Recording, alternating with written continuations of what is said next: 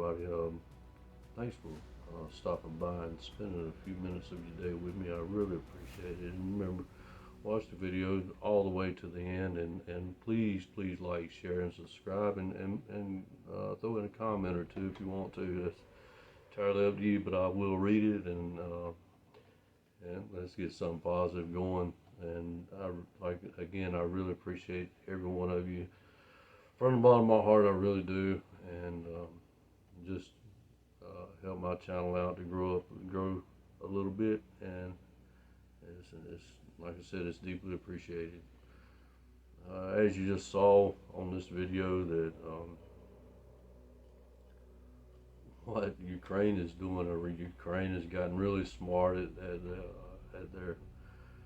their fighting tactics now. They've gone to drones and kamikaze drones, and they used to use them anti-tank missiles, which the anti-tank missiles they're like $100,000 per pop. No pun intended, but they're expensive. So they've gone to these kamikaze drones, and they build them for a couple $100, and strap a bomb onto it, and they just fly around all over Ukraine where Russia is invading that, and they just drop them on the tanks, and they have now destroyed I think there's around 6,000 tanks of Russia, and it's hurting Putin's military pretty bad. At the beginning of the war, well, not the beginning of the war, but when this all first started, Putin invaded Crimea. Crimea is on the southeastern border of Ukraine and Russia, and they actually have a bridge across there too. But anyway, they invaded that, and they called themselves annexing Crimea, which it was Ukraine's territory, but they just took it over, and that's a port entry where Putin was planning on all the time he was planning on invading Ukraine anyway, so that's why he wanted that part of Ukraine's country. Like I said, it had a port entry, and it's very accessible to Ukraine, because it's like a island. If you look at the map I put in this video, you'll see it. But anyway, Ukrainians have gotten smart. Well, let's talk about Russia a little bit first. Russia has lost. The beginning of the war, they've lost 450,000 of their men. The reason they've lost so many, well, Putin told his country that they wouldn't lose any men.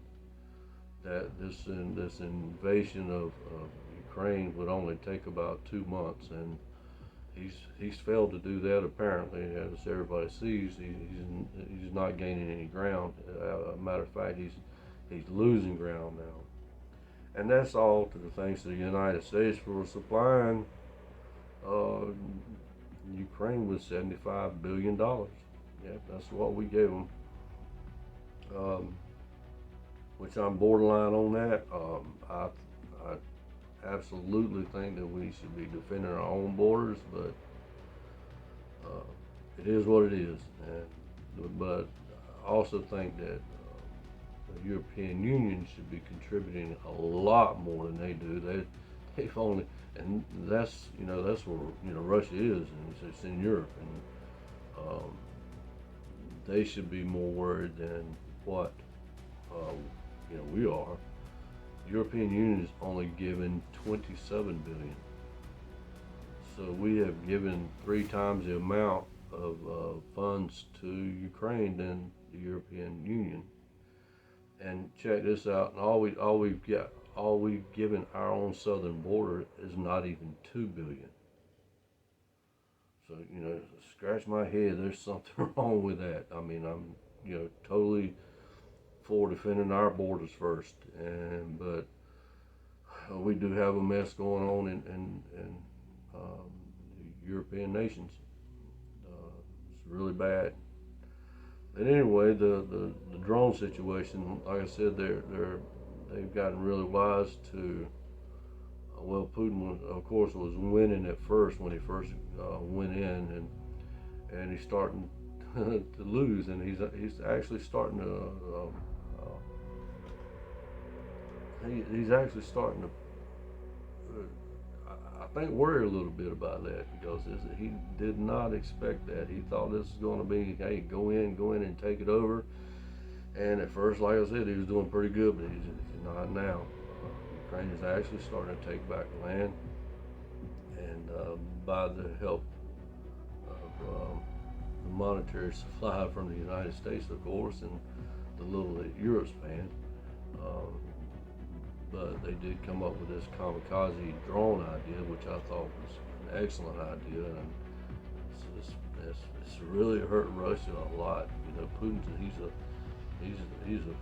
a lunatic. He's nuts.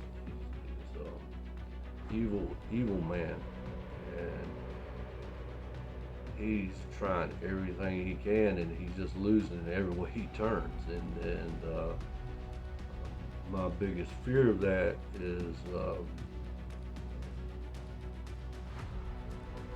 that he loses so much that, you know, I sure hope with everything I got he don't touch our NATO allies, because if he does that, you know, we have treaties and we're automatically in the war, and I'm sure that it would wind up being, you know, World War III. I mean, what else can I say? But right now it isn't, and thank God for that. And we're not risking any of our guys, but we are sending them a lot of money, and we have an invasion going on at our borders that it should be taken care of first. And if you agree with that, you know, hey, comment. Let me know what you think, because it's really important to me, so I can read what you guys are thinking and get your opinion too. But the war is, Crimea was a starting point, and for Putin, his plans was taking Crimea and going using that for a port of entry into Ukraine and mass his troops on the eastern side of Ukraine and just go in that way. And that way, if he annexed Crimea before he actually went in, he would have a place where he could, bring all his military equipment and ocean access to bring his military further into Ukraine. But the resistance of even Crimea, I don't know if you guys know this, but there's been a lot of resistance in Crimea that you're probably not hearing from mainstream media, but there's actually resistance in Crimea because the people don't want to be Russia, don't want to be Russian of Crimea. They don't want to be a part of it, but they're being forced into it. Matter of fact, he's moved a lot of the Crimean people, which, like I said, is actually Ukraine's territory, but he's moved a lot of them to Russia. And the reason that he's moving them to Russia is probably to make them Russian citizens and fight for Russia. And I don't think that's going to work out too well for him. There's been I made this video because a lot of people don't know there's actually a civil war going on in Russia right now, along with Putin's other problems with his losing all his military. You got a lot of minority groups that live in Russia that is not really heard about in the mainstream media or any other kind of media. there's a lot of them out there, and he's making them join his army. He gives them guys 2 weeks of training and sends them to the front line, and that's why he's lost so many people and lost so many soldiers. And the Russian people, they're really starting to see this. They're losing their kids, their fathers, their uncles, their aunts, and well, not many aunts, but they're losing a lot of their people, and they're fed up with it. There's this group called the Wagner Group that's determined to do a coup on Putin. If you remember, the Wagner Group was a group that was actually fighting with Russia. It was one of Russia's buddies, and they saw that they wasn't getting equipped like they should, and they was sending take guys with little or no ammunition, or supplying them with little or no ammunition. And so they said, "The heck with it," and they almost did a coup on Putin right there, but they decided not to for some reason, and they got sent to Belgium, I believe it was, and lo and behold, there's their leader got assassinated, and and what I've read, he's no longer around. So the son of the Wagner Group is taking over, and he vows to um, get Putin, and I think now that even his son has been arrested. Putin sent his National Guard to go and arrest a lot of the Wagner Group, and so that's what's going on there. But it's a pure mess out there. Putin has got a lot of troubles. He's done put himself in a corner, and that's what I'm personally afraid of. Is when he put him in a corner, it's either he's going to do something to one of our NATO allies, or he's lost so much he don't have much other choice, because the people of Russia are starting to turn on him now. And I hope that he don't resort to the nuclear deal and use that on Ukraine, because that would be a bad day for everybody. If he uses that, I'm afraid that we're going to be brought into it. It's going to be a bad thing. That's sad to say that, but I just want everybody to think of what could possibly happen, and be prepared, for something possibly happening like that. But anyway,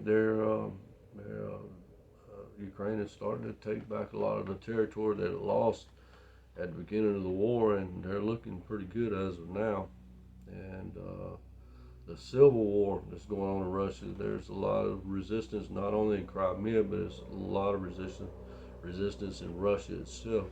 Ukraine just sent a kamikaze drone further into Russia than they ever have, and it was 1,200 meters, which comes out to about 750 miles, and they blew up a building there. I mean, it's with the equipment they have now, they're better prepared, to fight for themselves and defend themselves. We're taking care of it. That's all I can say. They're putting their men in, but we're financially supporting them much more than anybody else in the world. Just put it that way. But I really do think that we need to, put some of that money to our own border, which is getting invaded, by the way. And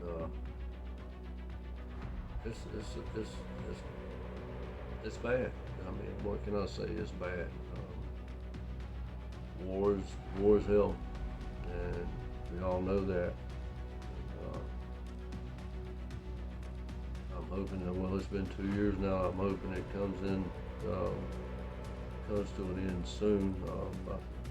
I'm sure there's going to be either a coup in Russia and take Putin out of office, and take him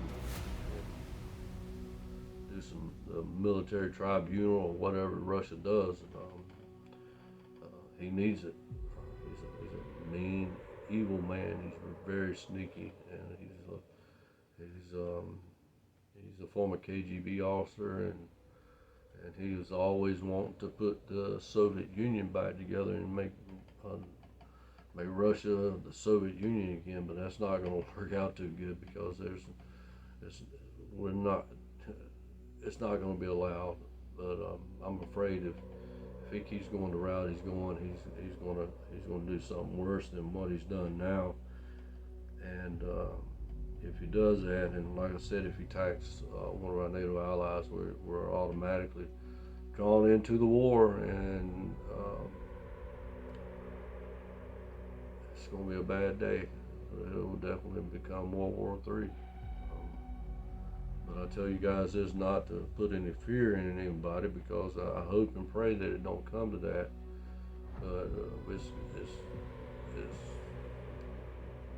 I just want everybody to be prepared. I mean, do your research,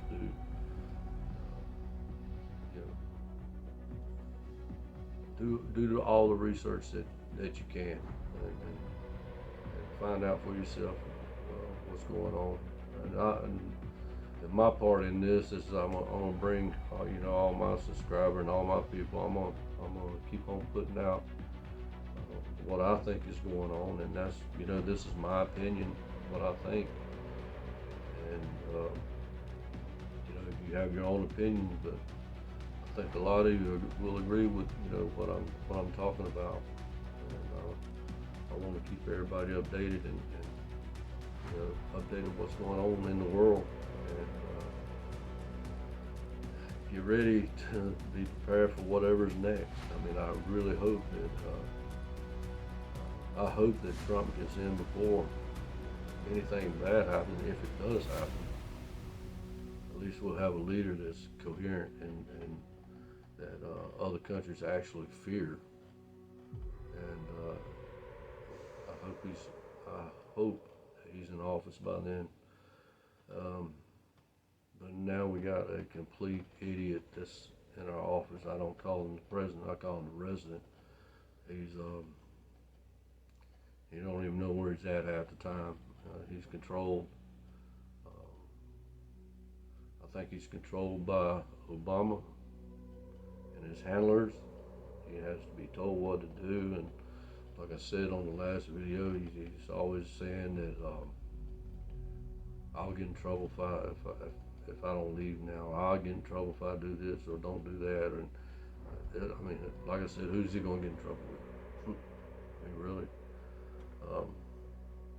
But he needs to be out of office, and I hope to God by the 2024 election that we'll all get our wishes and bring peace to the world with strength, and bring strength through peace through strength, and make people and countries respect America again, because we don't not only have to worry about all that going on, we still have the China threat as well, and that's not good either. But anyway, like I said, this at the end of my video right now, and I really appreciate every one of you taking a little bit of your time and spending it with me. I appreciate it with all my heart. I really do. It means a lot to me. If you would, please like and subscribe, and share and comment. I really would love to hear your opinion, and I'll read the comments and get right back to you and help my little station grow. I mean, that's what it's about, getting the information out, and this is a platform that I can use to get what I've been thinking and what I've been uh, trying to get out, but I really didn't have no social media platform to do it. But now, hey, look, hey, I'm here. So God bless you all, and much love. And like I say, please like, share, and subscribe. It means a lot, and I really appreciate you all. But the main thing, just remember this: you are valued way more than you know.